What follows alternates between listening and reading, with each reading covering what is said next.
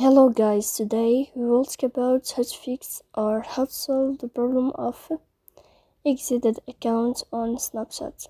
To know how to fix or how to find the solution about exited account on Snapchat, you should just go to settings. In the first, you can go to the window of apps and you can click on Snapchat. Then you can click on first stop and you can click OK.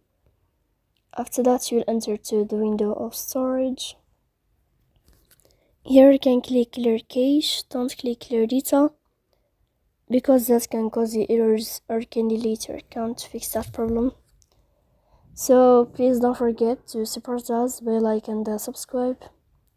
See you next time in another video, and thank you for your attention and your watching.